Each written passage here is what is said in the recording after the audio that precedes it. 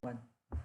Hey everybody, today I think we are going to do this differently. So we have Ishan Singh, who is a SANEC Red Team member, also a member at Detectify, and he is going to present an automation in Bug Bounty, how you can automate stuffs. And this talk will be in the Hindi, so I will try to add the caption so you can enjoy the video. Okay, Ishan, how is it going? अच्छा चल रहा है सब कुछ। तो आप कैसे हैं? एकदम बढ़िया। तो आज हम क्या सीखने वाले हैं? आज मैं बताऊंगा किस तरह से हम लोग भगवंती को ऑटोमेट कर सकते हैं, और कुछ टिप्स जो हम लोग को स्टार्टिंग में मदद करेंगी और बाद में हम लोग को धीरे धीरे एक्स्ट्रा लेवल पे पहुंचाने की के लिए काम आएगी। और फिर लास्ट में कुछ हम लोग किस तरह से दूसरे रिसर्चर्स को अप्रोच करें कि वो हमें हेल्प हेल्प करे। बस। तो चलिए शुरू करते हैं। तो मैं अपना स्क्रीन शेयर कर देता हूँ। स्क्रीन दिख रही? हाँ। तो हम लोग जब बग बाउंटी किसी भी चीज का स्टार्ट करते हैं तो सबसे पहले हम लोग किसी प्रोग्राम का अगर चूज करेंगे तो सबसे पहले हम लोग को सब डोमेन इनोवेशन या फिर उसके बारे में रिकॉन करना जरूरी है। तो हम लोग के पास सबसे मेन चीज रहता है हम लोग टारगेट को किस तरह से अपना एक्सपैंड कर सके। तो अगर सिंगल टारगेट है तो सिंगल टारगेट के लिए हम लोग यूज कर सकते हैं एफ जो कंटेंट डिस्कवर करके दे हमें। एफ हो गया, वेब बैक यूआरएल्स हो गया, और इस तरह करके बहुत सारे टूल्स हैं जो आपको बहुत सारे एंड पॉइंट्स निकाल के दे। लेकिन अगर मान लीजिए बहुत मल्टीपल टारगेट्स हैं आपके पास, मतलब उसके साइड सब डोमेन्स भी स्कोप में है, तो आपको सबसे पहले सब डोमेन सारे ढूंढने पड़ेंगे, क्योंकि मेन साइट पे ज्यादातर जो भी बिगनर्स आते हैं या फिर मेन साइट पे ज्यादा भीड़ रहती है। तो हम लोग को ऐसी जगह चाहिए जहां पे हम लोग को बग जल्दी मिले और भीड़ कम हो। तो उसके लिए हम लोग को सब डोमेन इनोवेशन करना जरूरी है। तो उसके लिए सब डोमेन इनोवेशन के लिए दो बेस्ट टूल है। ऐसे तो बहुत सारे टूल है, लेकिन जो दो बेस्ट टूल है उसके बारे में बताऊंगा। एक तो हो गया सब फाइंडर, जो प्रोजेक्ट डिस्कवरी के बारे जो प्रोजेक्ट डिस्कवरी यूज करती है, जिसको प्रोजेक्ट डिस्कवरी में बनाया है। और एक है सुडोमी। तो दोनों में हम लोग को एपीआई कीज का यूज करना पड़ता है, प्रीमियम एपीआई कीज का। तो दोनों एपीआई कीज से फेच करती है। और कुछ लोगों के पास जैसे एपीआई कीज नहीं होती है, तो आजकल कम्युनिटी में केओस ने प्रोजेक्ट डिस्कवरी का ही एक प्रोजेक्ट है, केओस नाम का। तो इसमें क्या करते हैं, जो कम्युनिटी में जितने लोग रहते हैं उनको जितनी भी सब डोमेन फाइल मिली रहती है, चाहे वो हो गया उसकी एपीआई की से या फिर उन्होंने उससे सर्च की हो, तो सारे के सारे अपलोड कर देते हैं। तो हम लोग ये इन तीनों से सब डोमेन्स निकाल सकते हैं। तो सब डोमेन निकालने के लिए सब फाइंडर का सबसे अच्छा कमांड हम लोग यूज करके हम लोग सब फाइंडर से निकाल सकते हैं। उसके बाद फिर अगर हमें केओस से भी निकालना है, एक तो कमांड लाइन से भी हम लोग यूज कर सकते हैं, और दूसरा, मिनट मैं दिखा दूं।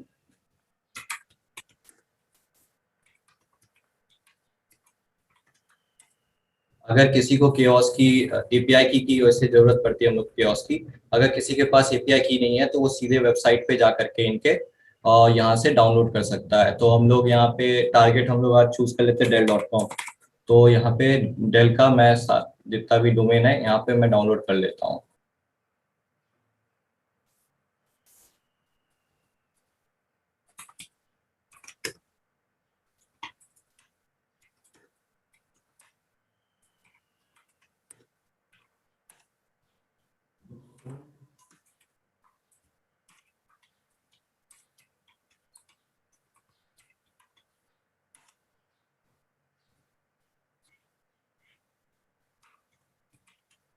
अच्छा, ऐसे कई सारे टूल्स भी अवेलेबल थे ना जो हमें ये फीचर देते थे, मतलब लाइक डायरेक्टली हम केओस से डाउनलोड कर सकते हैं वैसा।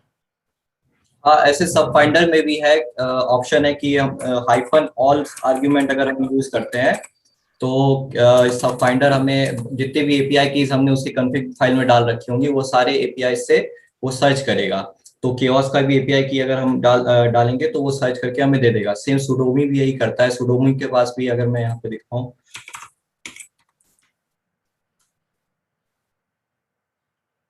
ये टूल स्ट्रीक सेक ने बनाया है। तो इसमें ये बैश पे ही बना हुआ है, लेकिन इसमें ये जितने भी आपको बहुत सारे ये प्लेसेस से सब डोमेन्स फेच करता है, तो हम लोग इसका यूज भी कर सकते हैं। और इसका अगर दोनों कंपैरिजन किया जाए तो 5 या 6 डोमेन सुडोमी ज्यादा देता है हमें। और ओके। केओस में क्या है कि जो जितने भी रिसर्चर्स हैं, कम्युनिटी में जितने भी लोग हैं, उनके पास अगर एपीआई की है तो वो लोग भी अपने पास इकट्ठा करके रखते हैं डोमेन्स को, वो भी अपलोड कर देते हैं। तो इसमें डुप्लीकेट भी रहते हैं, लेकिन हम लोग उसको फिल्टर कर सकते हैं आराम से। ओके। तो एक ये तो हो गया कि हम लोग ने सारे डोमेन्स निकाल लिए। उसके बाद फिर हम लोग को इसमें चेक करना पड़ता है कि जैसे यहाँ पे ये इतने सारे इसके डेल के सारे यहाँ पे हम लोग के पास में डोमेन्स आ गए। तो इसमें डेल के स्कोप में डेल.com भी है, डेल टेक्नोलॉजीज भी है, RSA.com भी है, RSA कॉन्फ्रेंस भी है। तो अगर डेल का प्रोग्राम अगर हम लोग देखेंगे बकटॉर पे,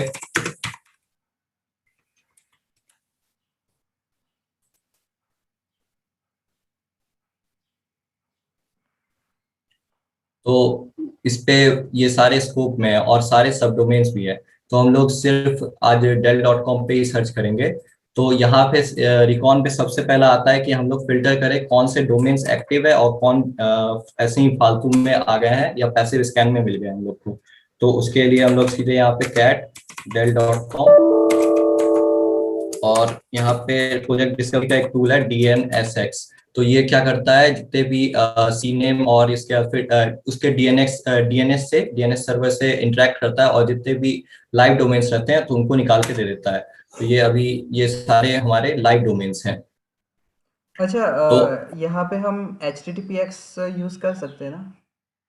HTTPX हमें प्रोटोकॉल बताता है, हम लोग जब वेब प्रोबिंग करते तब। तो ये क्या करता है, इसमें जितने भी DNSX, तो DNSX क्या करता है कि कुछ डोमेन जो हम लोग एक्टिव नहीं रहते हैं, लेकिन वो कभी कभी वर्नेबल होते हैं सब डोमेन टेक ओवर्स के लिए, तो वो सब भी निकाल देता है। और HTTPX क्या करता है कि जितने भी जिसपे उसको प्रोटोकॉल मिलेंगे, या तो 443 पोर्ट ओपन होगा या 80 पोर्ट ओपन होगा, सिर्फ उसी का हमें दिखाएगा। वो हम्म। वेब प्रोबिंग करता है, और ये DNSX हम लोग को एक्टिव डोमेन्स निकाल के देता है। अच्छा।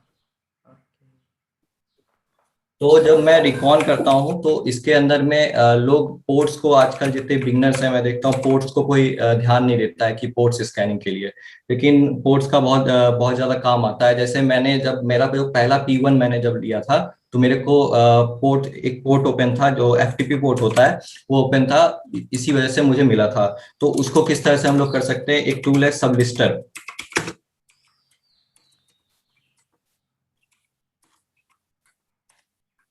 लिस्टर, तो हम लोग जो भी डोमेन अगर आप सर्च करें, ये टिप है, अगर कोई भी डोमेन से आप उसका रिकॉन कर रहे हैं तो उसका पोर्ट 21 ओपन है या नहीं, ये जरूर चेक करिएगा।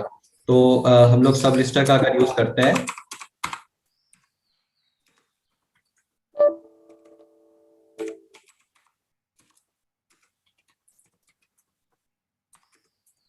इसमें एक आर्ग्यूमेंट होता है -P।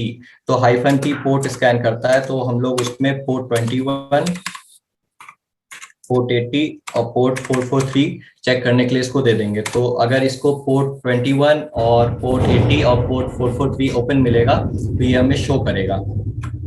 तो अगर मैं इसके रिपोर्ट्स दिखाऊं, FTP का करेंगे क्या हम लोग। तो अगर मान लीजिए आपको कोई डोमेन मिल गया जिसका FTP पोर्ट ओपन है, तो हम लोग को सिंपल कमांड यूज करना है FTP, उसके बाद फिर कोई भी डोमेन हो गया testdomain.com, और इसके बाद फिर एंटर किया, तो ये एफ टी पी से वो होगा, इंटरेक्ट होगा। उसके बाद फिर हम लोग का एक डिफॉल्ट कॉन्फ़िगरेशन होता है FTP सर्वर का, वो होता है अनोनमस और अनोनमस। तो हम लोग इसका यूज करके हम लोग FTP में लॉगिन कर सकते हैं। तो इस अभी तो ये डोमेन में अवेलेबल नहीं है, लेकिन जो कुछ कुछ डोमेन्स रहते हैं जिसमें जिसके अंदर में पहले से ही ये डिफॉल्ट वैल्यू सेट रहती है, तो डेवलपर्स इसको हटाते नहीं है।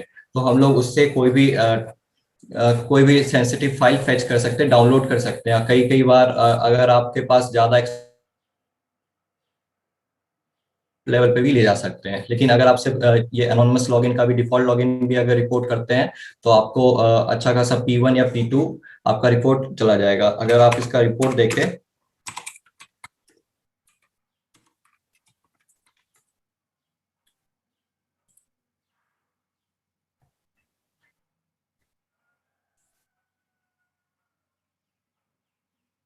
यहाँ पे HackerOne के बहुत सारे डोमेन्स है, ये देखिए मीडियम पे चला गया। इसी तरह से बहुत सारे यहाँ पे डोमेन्स अवेलेबल हैं जो आप FTP का यूज कर सकते हैं। और इसमें एक और टिप है, अगर मान लीजिए कोई भी आप, जैसे हम लोग ने Dell.com का स्टार्ट एक POC अपने अपनी YouTube चैनल पे डाला था कि जिसमें मैंने Dell.com का एक एक्सेस ढूंढा था।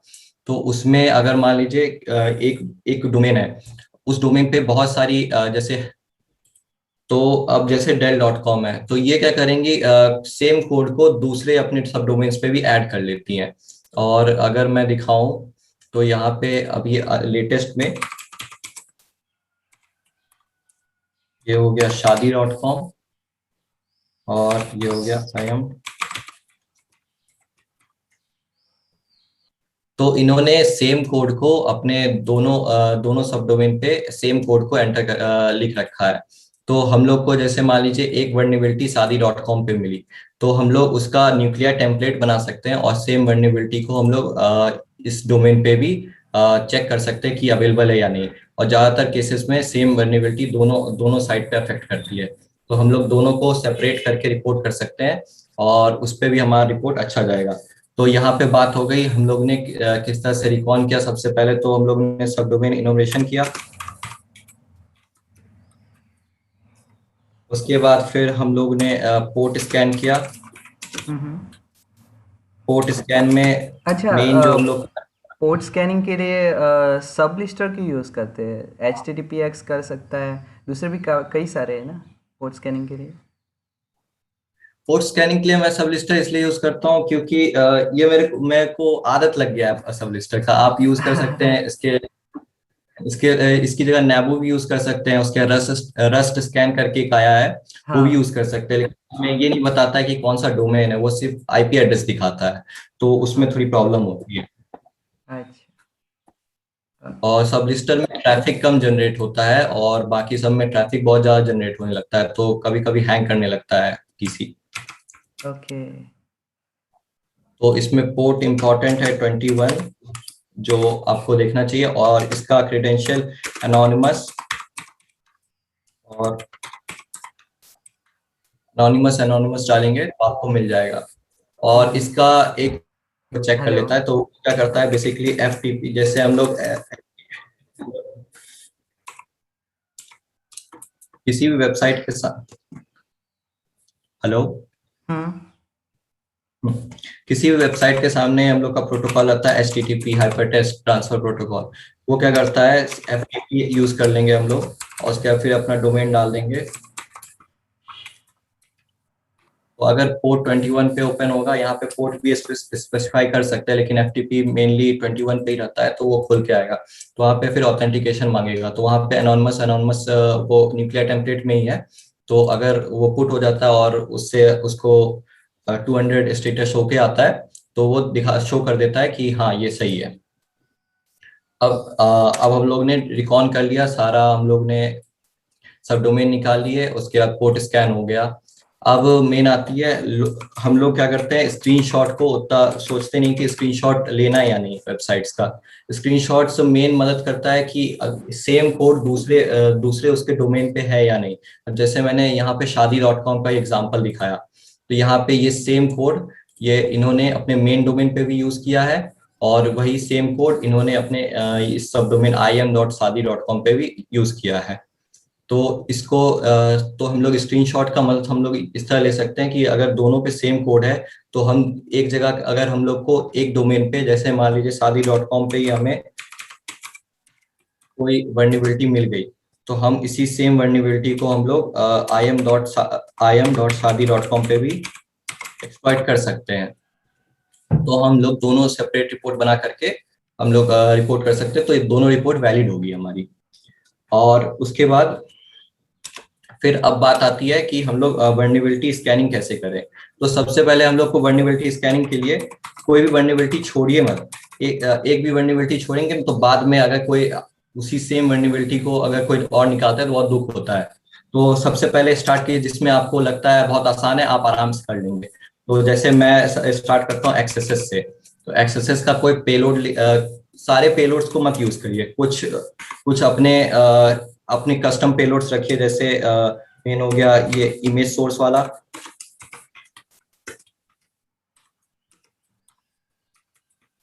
और कभी भी अलर्ट का मत यूज कीजिए, या तो ऑन प्रॉम्प्ट कर दीजिए या फिर प्रॉम्प्ट कर दिए या कंफर्म यूज करिए। अलर्ट बहुत बार रोक रोक दिया जाता है, लेकिन प्रॉम्प्ट या फिर कंफर्म बहुत बार वेब नहीं रोकता है, या फिर वो कोड नहीं रोकता है, तो आप उसको बाईपास कर सकते हैं। तो प्रॉम्प्ट का हमेशा यूज करा करिए। प्रॉम्प्ट हो गया, इवैल हो गया, कंफर्म हो गया, तो इसका यूज कर सकते हैं। उसके बाद फिर कुछ अपने पेलोड्स कस्टम रखिए, जो आपको कहीं पे भी आप यूज करें तो वो पेलोड पक्का का पक्का एग्जीक्यूट हो जाए। उसके बाद एक्सेसेस हो गया। तो एक्सेसेस के बाद इसको ट्राई कीजिए किस तरह से आप ऑटोमेट कर सकते हैं। एक्सेसेस तो आपको स्टोर्ड एक्सेसेस के लिए आपको हर जगह जा जा करके ढूंढना पड़ेगा, सब जगह पेलोड अपना पेस्ट करना होगा तब मिलेगा। और रिफ्लेक्टेड एक्सेसेस के लिए हम लोग वेबैक का यूज कर सकते हैं। वेबैक का यूज कर सकते हैं, और एक बैश पे ही स्क्रिप्ट बनाई बनाई गई है क्विक एक्सेसेस करके।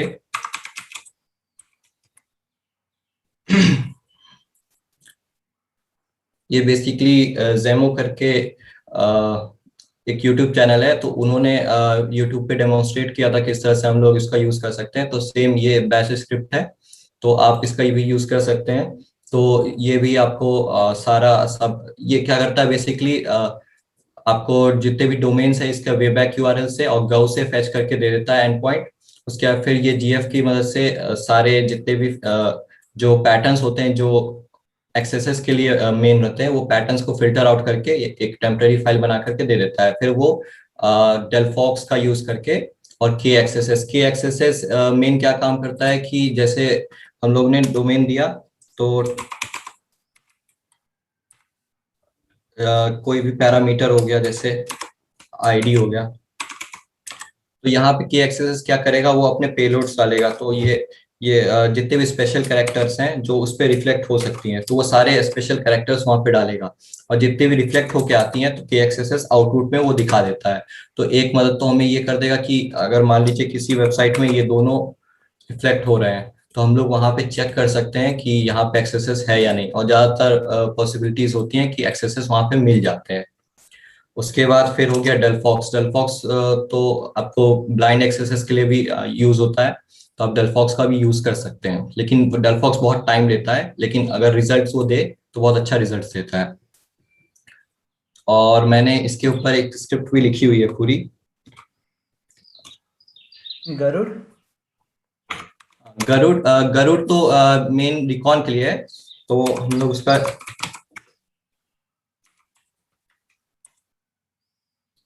मैंने अभी जस्ट पिनाक बनाया है, कुछ दिन पहले ही लिखी हुई है। तो इसमें क्या है कि हमारे पास हमने रिकॉन करके रख लिया, हम लोग को टाइम वेस्ट नहीं करना है कि वो पूरा रिकॉन करे, हमारे पास सिंगल स्कोप टारगेट ही है, तो हम लोग को सिर्फ उसी पे रन करना है। तो हमने अपनी यूआरएल फाइल दी, वो खुद ब खुद यहाँ से फेच करेगा। इसमें बहुत सारे मैंने डाल दिए हैं। सबसे पहले तो अब हम टारगेट फाइल देंगे जिसमें बहुत सारे टारगेट्स होंगे। जैसे मान लीजिए सिंगल डोमेन है, उस पर टारगेट हो गया मान लीजिए del.com ही है, सिर्फ वही स्कोप में है। तो ये क्या करेगा, गव जो है वो सारे गव प्लस, एक तो गव है जो एलसी के द्वारा बनाया गया है। अ, ये बहुत टाइम कंज्यूमिंग है और बहुत ज्यादा रिसोर्स हंग्री है, तो हम लोग इसकी जगह गव प्लस का यूज करते हैं।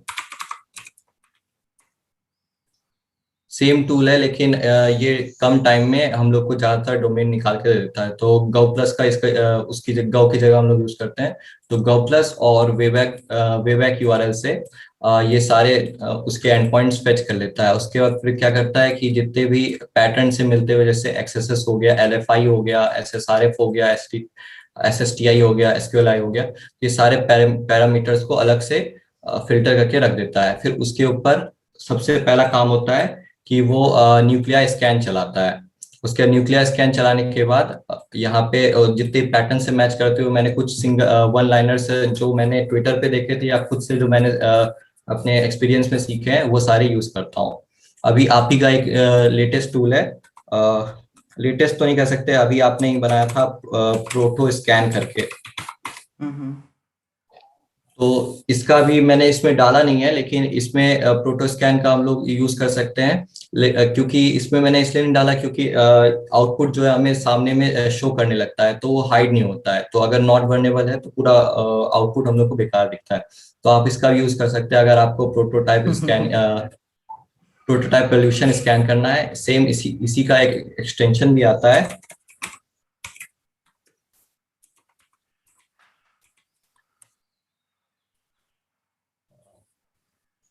फोटो स्कैन, पीपी स्कैन करके नाम है उसका शायद। PP capital. स्कैन करते हैं। हाँ। हाँ, हाँ, ये रहा। तो आप इन दोनों टूल का यूज कर सकते हैं प्रोटोटाइप पोल्यूशन चेक करने के लिए। तो आजकल मैं 2-3 रिपोर्ट्स देखी है जिसमें ये प्रोटोटाइप पोल्यूशन P1 गया है। तो आप हम्म। उसका यूज कर सकते हैं। मेन हम लोग को जितने लोग सोचते हैं कि ऑटोमेट करने के बाद, बिगनर सबसे पहली गलती करते हैं कि वो एक बार ऑटोमेट कर लिया, उसमें उन्हें कुछ नहीं मिला, वो छोड़ देते हैं। आप ऑटोमेट ज्यादातर आप एलर ये SSRF जो गेट बेस्ड रहते हैं उसी को आप ऑटोमेट कर सकते हैं ज्यादा से ज्यादा। आपको अगर ऑटोमेट, अगर ये सारी जो पोस्ट बेस्ड जितनी भी क्वेरीज होती हैं, आप उसको ज्यादा ऑटोमेट नहीं कर सकते ज्यादा हद तक। हाँ, एग्जैक्टली। तो अब पोस्ट बेस्ड को कैसे हम लोग ऑटोमेट कर सकते हैं, या फिर किस तरह से हम लोग हंट कर सकते हैं, अब उसके बारे में देखते हैं। तो कुछ वीडियोस तो हम लोग ने तो अब यहाँ पे बात हो गई कि हम लोग कैसे गेट बेस्ड को तो हम लोग ऑटोमेट कर लिए। अब मेन बात आती है कि पोस्ट बेस्ड को, या फिर जो ऐसे हो जिसमें ऑथेंटिकेशन की हम लोग को जरूरत हो, तो हम लोग उससे कैसे ऑटोमेट करें। तो एक तो हम लोग कुछ एक्सटेंशंस तो आप यूट्यूब पे भी सर्च कर सकते हैं। जैसे आइडोर के लिए हो गया ऑथोराइज ऑटो रिपीटर हो गया, उसके बाद फिर ऑटो रिपीटर हो गया। तो कुछ सबके पास तो ये बबसूट प्रो होता नहीं है, या फिर लोग क्रैक यूज करना नहीं चाहते हैं। तो उसकी जगह पे हम लोग को अगर एक टूल रहता है बबसूट का ही प्रो में, कोलैबोरेटर एवरीवेयर। तो आप अगर वो आपके पास नहीं है तो उसकी जगह पे आप दो टूल्स, दो तरह से आप सर्च कर सकते हैं। एक तो हो गया इंटरैक्ट एसएच। ये प्रोजेक्ट डिस्कवरी ने सेम जैसे बब कोलैबोरेटर है, सेम उसी तरह का टूल बनाया है, लेकिन ये ओपन सोर्स है। तो आप एक इसका यूज कर सकते हैं, और साथ में मैंने एक पेलोड लिस्ट पूरी बना के रखी हुई है। तो इसका भी आप यूज कर सकते हैं। तो इसमें क्या है, आपको सिर्फ हेडर में यहाँ पे सारे कॉपी करने हैं हम लोग को, और यहाँ पे हम लोग को इंटरैक्ट एसएस से अपना एक सर्वर चेक करना है। तो मैं यहाँ के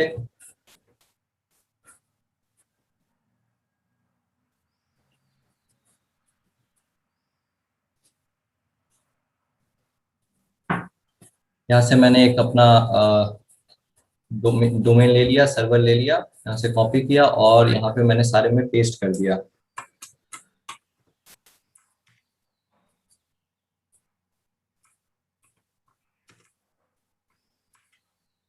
यहाँ पे मैंने सारे में पेस्ट कर दिया। अब यहाँ से सिंगल सिंगल मेरे को कॉपी करना है। और बबसूट में एक फीचर है, तो उसमें क्या करता है, ये आप ऑप्शंस में जा करके मैच एंड रिप्लेस वाला ऑप्शन आता है।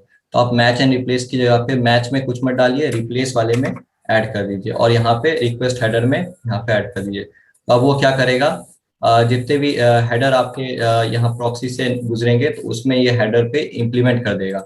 तो अगर कोई भी आपको इंटरेक्ट करता है इस डोमेन से, या फिर इस सर्वर से इंटरेक्ट करता है, तो आपके interact.sh पे यहाँ पे आपके सर्वर पे यहाँ पे नोटिफिकेशन आ जाएगा। तो आप इसका भी यूज कर सकते हैं। अच्छा, और ये हेडर्स कहाँ से कहीं पे है गिटहब पे? मैं गिटहब पे डाला नहीं है, मैं आज डाल दूंगा। ये मैंने मेन जितने भी मैंने कोलैबोरेटर एवरीवेयर जहाँ से जितनी बार यूज किया, तो मैंने उस सब से निकाल निकाल के रख लिया है कि कौन कौन से काम आते हैं ये सारे हेडर्स। तो मैं ये सारे हेडर्स को गिटहब पे डाल दूंगा, नहीं तो ट्विटर पे डाल दूंगा। ओके। तो आप इसका भी गिस्ट यूज कर गिस्ट पे सकते डाल सकते हो, गिस्ट पे। हैं। हाँ, गेस्ट पे मैं डाल दूंगा। उसके बाद फिर यहाँ पे मैं कोई डोमेन ले लेता हूँ जिसपे ये रन कर सके।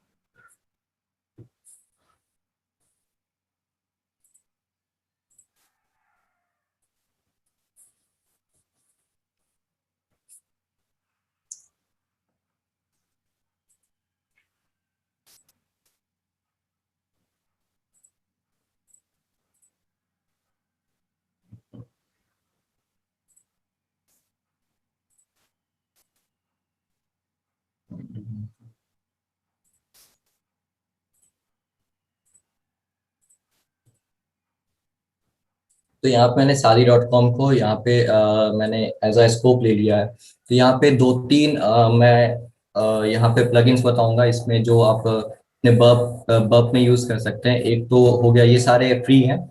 तो एक हो गया कॉपी एज एफ स्केलेटन।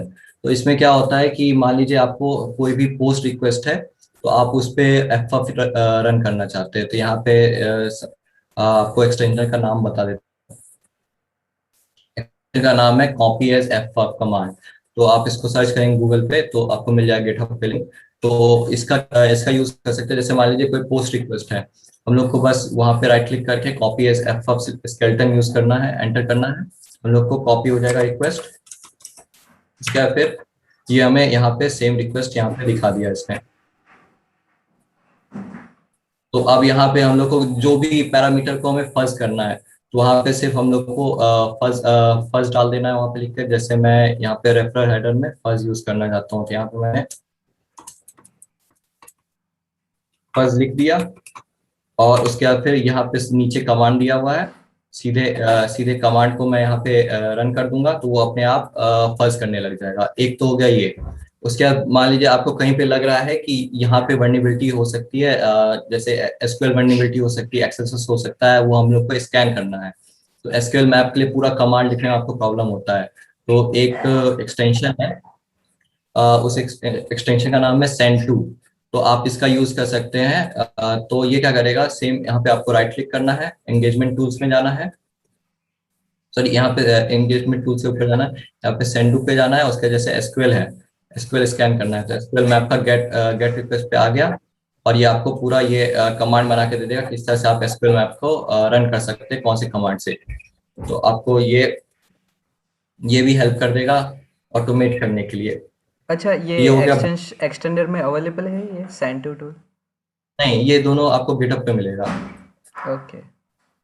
तो और भी इस तरह के बहुत सारे टूल्स के बारे में जो रिसोर्सेज हैं, हम लोग को सर्च करना है। जैसे मान लीजिए एक एक हो गया एसबी हैक का। ये एसबी हैक का बहुत अच्छा एक अभी सीरीज आ रही है, इसका नाम है भूल जाना, पिंप माय वर्क करके। तो इसमें बहुत सारे एक्सटेंशंस के बारे में दिया रहता है। तो जिन एक्सटेंशंस का आप यूज करके आप बता सकते हो। जिस तरह से एक ये है ऑटोमेशन कंप्लीशन का। तो इसमें क्या करता है कि आपको जैसे मान लीजिए आपको किसी जगह पे अपना एक्सेस पेलोड डालना है, आपको याद नहीं आ रहा है, बस आपने सिर्फ नॉर्मल सा लिखा उसमें। जैसे यहाँ पे जैसे नॉर्मल लिखा। प्रोग्रामिंग में होता है आईडीई में। हाँ, ऑटो कंप्लीट हो जाता है एक तरह से। हम्म। तो एक ये हो गया। और उस तरह से बहुत सारे यहाँ पे आपको मिल जाएंगे एक्सटेंशन जिनका आप यूज कर सकते हैं। तो ये हो गया कि हम लोग किस तरह से हम लोग अपने पोस्ट रिक्वेस्ट को ऑटोमेट कर सकते हैं।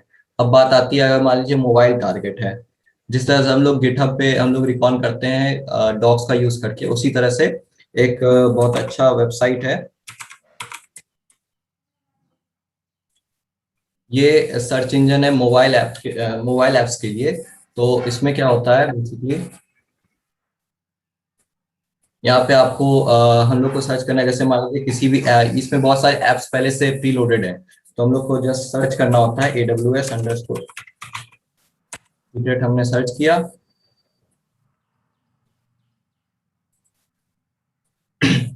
अब ये जितने भी एप्स होंगे, जैसे ये etsy.android है, जितने भी एप्स इसके में अवेलेबल होंगे, तो उसमें अगर ये सेम कीवर्ड अगर दिखाएगा तो वो उसको आउटपुट में यहाँ पे हमें शो करेगा।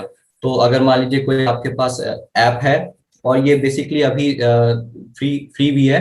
तो आप अगर लॉगिन करते हैं तो इस पे $100 क्रेडिट मिलता है। तो आप एक एक क्रेडिट पे एक स्कैन कर सकते हो। तो आप अपना ऐप भी अपलोड कर सकते हैं, उस पे भी स्कैन कर सकते हैं। तो ओह ये एक सही अच्छा है टूल ये। है कि अगर आप, ये सही है।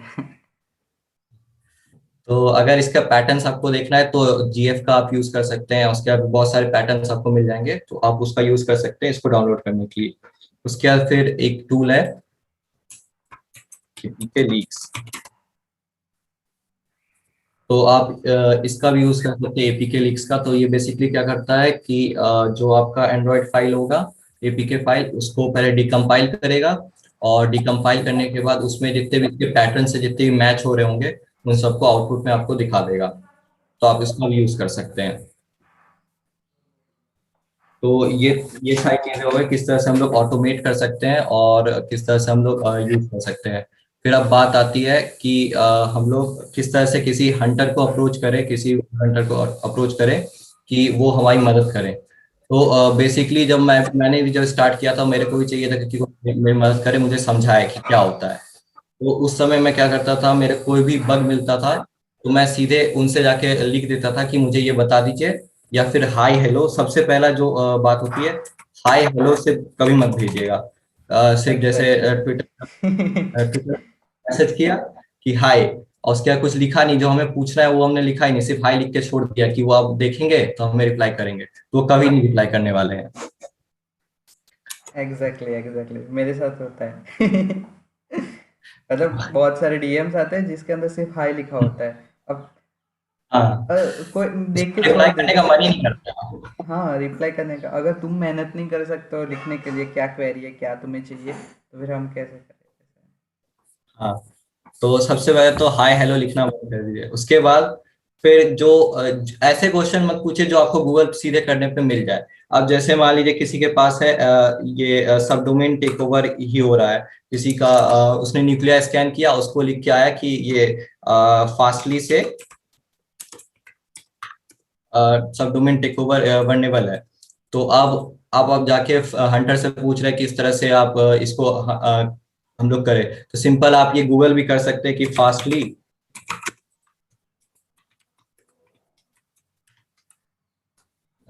सब डोमेन टेक ओवर, और इसके बारे में खूब सारी पीओसीज आ जाएंगी। तो ये चीज के बारे में कोई आपको बताएगा नहीं। और अगर अच्छा हंटर बनना है तो सबसे ज्यादा आपको गूगल यूज करना आना चाहिए। एग्जैक्टली कोई भी एग्जैक्टली। क्वेरी है आप गूगल कर लीजिए, आपको हर चीज वहां पे मिल जाएगी। क्योंकि अगर जो सामने वाला बंदा है उसको भी अगर नहीं आ रहा होगा तो वो भी गूगल करेगा, और वो अपना टाइम वेस्ट करके आपको वही सेम चीज बताएगा जो आपको गूगल पे मिलेगा, और फिर उसके बाद फिर आपको लगेगा कि इसने कहीं से चोरी करके बताया है। तो उससे कोई फायदा नहीं होगा। हम्म। और ऐसे कोई भी सवाल मत पूछेगा जो आपको हर चीज वो आके बता दे कि आपने जैसे आपने स्टार्ट किया, आपको जीरो से पढ़ाना शुरू कर दे। तो वो कोई नहीं करता है। जैसे आपको कोई चीज में आप फंस जा रहे हैं तो आप उसको बताइए कि मैंने यहाँ तक कर लिया है, मैंने 70% कंप्लीट कर लिया है, मेरे से अब नहीं हो पा रहा है, तो अब मेरे को इसके आगे मदद करिए। तब वो आकर के आपको मदद करते भी हैं। नहीं तो अगर आप डायरेक्टली डीएम में हाय हेलो या फिर सीधे जीरो से ही उनसे पूछने लगेंगे तो वो कभी आपकी मदद करने नहीं आएंगे। तो मेन बात ये होती है किस तरह से आप अप्रोच कर सकते हैं एक हंटर को, कि वो आपकी मदद करे।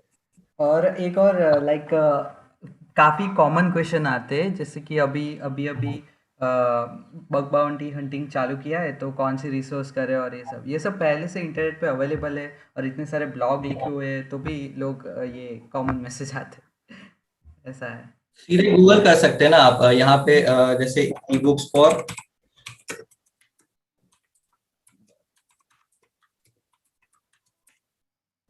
यहाँ पे देखिए सारे बुक्स के बारे में यहाँ पे ये अवेलेबल है, सारे रिसोर्सेज यहाँ पे मिल जाएंगे हम लोग को। वही। तो ये इंटरनेट भी पे काफ़ी सब कॉमन मैसेज आते हैं। और दूसरे मैसेज ये आते हैं कि कौन सा टारगेट चूज करें हम लोग। हाँ, कई हम अटक जाते हैं, हम टारगेट खोलते हैं सब डोमेन एनिमेशन का, फिर हम अटक जाते हैं, आगे क्या करना समझ में नहीं आता, ये सब भी कॉमन मैसेजेस आते हैं।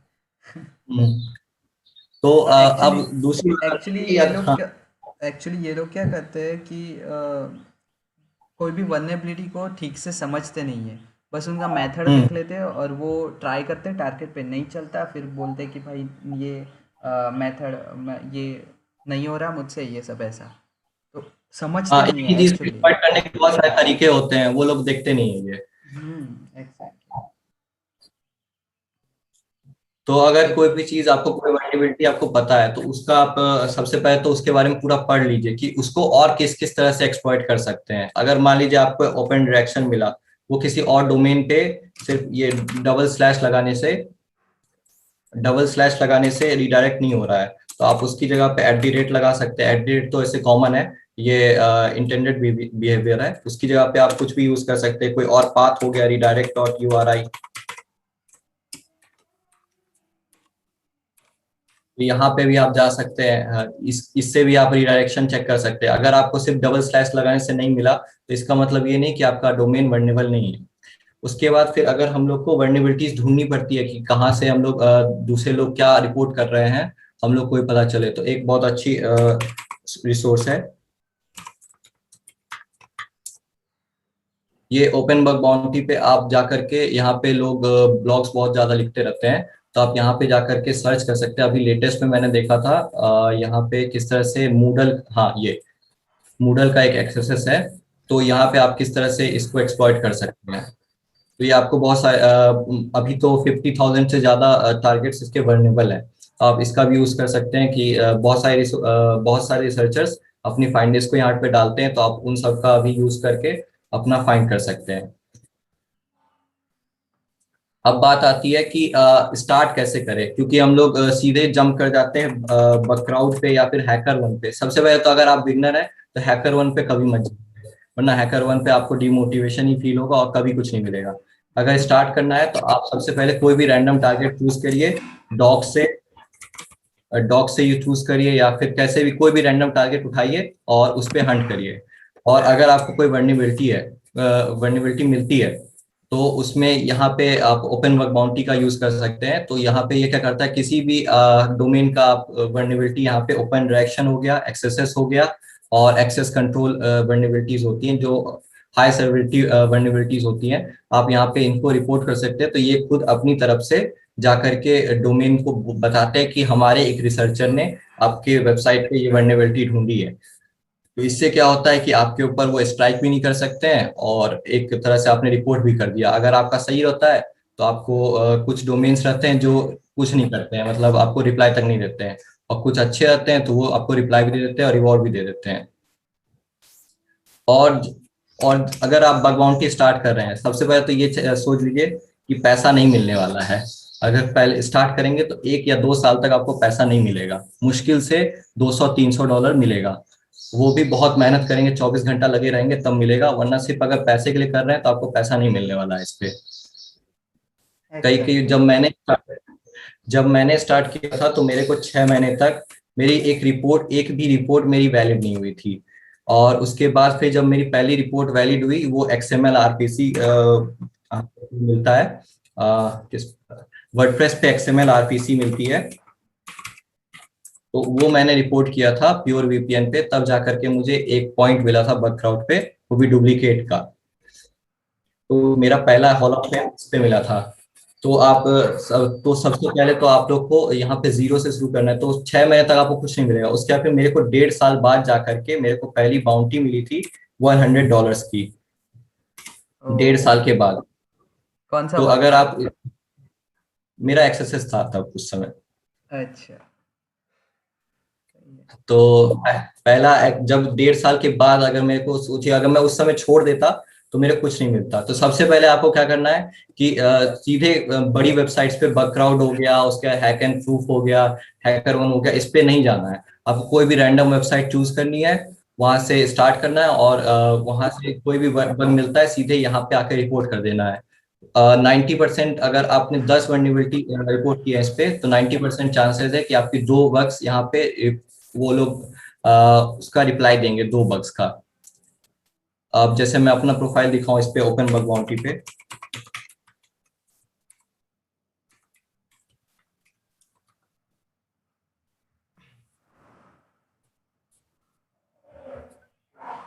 मैंने यहाँ पे अभी तक 100 से ज्यादा वर्नेबिलिटीज मैंने यहाँ पे रिपोर्ट कर रखी है, लेकिन मेरे को अभी एक ही जो पैच हुआ है उन्होंने मेरे को सिर्फ 10 रेपुटेशन दी है, जबकि मैंने 100 से ज्यादा रिपोर्ट कर रखी है इस पे। कुछ प्राइवेट्स मैंने रखे हुए हैं और कुछ मैंने ऐसे ही दिखा रखे हैं। जैसे ये signup.com हो गया, इन्होंने पैच कर दिया, अभी तक पैच किया नहीं है लेकिन फिर भी यहाँ पे दिखा रहा है पैच कर दिया, तो लोग रिप्लाई नहीं करते। तो इससे डिमोटिवेट हमें नहीं होना है, हमें सिर्फ रैंडम वेबसाइट चूज करनी है और सबको बस यहाँ पे पोस्ट करते जाना है, यहाँ पे रिपोर्ट करते जाना है, कोई ना कोई तो होगा जो हमारी बात सुन लेगा। तो ये हो गया बस। Okay, thank you Ishan, thank you हमारे साथ ये सब शेयर करने के लिए। और बंद करने से पहले कुछ मैसेज देना चाहते हो? और हाँ, मैसेज ये देना चाहता हूँ कि अगर मान लीजिए आपको यहाँ पे कंसिस्टेंट रहना है, तो सबसे पहले तो आपको ये ध्यान देना हो कि कोई भी अगर आप मान लीजिए, आप लोग को ईगो पे हर चीज लेनी चाहिए कि अगर आपको ये बग नहीं मिल रहा है तो कैसे नहीं मिलेगा मुझे यहाँ पे बग, मैं ढूंढ के रहूंगा। अब ये इसका ये मतलब भी नहीं कि आपको कोई भी अब लग रहा है कि आपका मन किया कि यहाँ पे एसक्यूएल होगा, आप सबको आप अंदर से फील आती है कि यहाँ पे बग हो सकता है, तो आप उसका यूज कर सकते हैं उस समय। तो अपनी गट फीलिंग का यूज कर सकते हैं, तो वहां पे बग हंट करने के लिए 1 दिन लगेगा, 2 दिन लगेगा, तो उसके बाद फिर किसी ना किसी तरह से आप अगर पढ़ते जाएंगे लगातार तो आपको वो एक्सप्लॉइट हो ही जाएगा। और अगर नहीं होता है तो आपको उस समय डिमोटिवेट नहीं होना है, सबसे मेन बात ये है। और अगर आपको किसी वेबसाइट पे एक सिंपल सा एक पैटर्न पे, जैसे मान लीजिए ये रिडायरेक्ट URI ही है, यहाँ पे आपको एक बग मिल गया, जैसे मान लीजिए एक्सएसएस मिल गया, फिर क्योंकि एक्सएसएस आप जावास्क्रिप्ट अलर्ट का भी यूज कर सकते हैं इस पे, तो आपको यहाँ पे एक्सएसएस हो जाएगा। और अगर ओपन डायरेक्शन हो गया, तो ये अगर मिल जाता है किसी एक वेबसाइट पे, तो आप इसका सेम का एक न्यूक्लियाई टेम्पलेट बना लीजिए और इसको हर वेबसाइट पे रन करके देखिए, किसी ना किसी वेबसाइट पे ये सेम चीज आपको मिल जाएगी। तो आपको ज्यादा मेहनत भी नहीं करना होगा और यही सेम पैटर्न पे आप दूसरी जगह पे बग बग ढूंढ पाएंगे। तो जितने भी जो प्रो बग हंटर्स है वो यही करते हैं, वो अपना एक पैटर्न बना लेते हैं, उस पैटर्न पे सबसे जब भी कोई भी रिकॉन करेंगे तो उस पैटर्न को रन कर देते हैं, अगर वो मिलता है तो वो रिपोर्ट करेंगे ही, और बाद में अपना अलग से हंट भी करते हैं। एग्जैक्टली, बहुत बढ़िया। और चलो, एक टिप रहेगा, या हाँ, एक टिप रहेगा, जैसे आप कहीं भी जाते हैं किसी वेबसाइट पे, अब जैसे शॉपिफाई पे एक रिपोर्ट मिला था,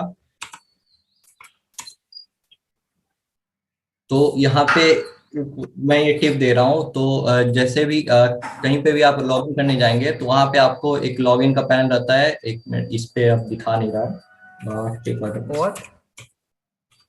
हाँ ओअथ का, तो उस पे ना आपको जैसे लिख के आता है साइन इन विद गूगल, तो वहाँ पे आप एक बार माउस होवर करके देखिए, तो वहाँ पे लिख के डोमेन आपको वहाँ पे शो करता है। जैसे मैंने क्रोडिन पे एक निकाला था बस,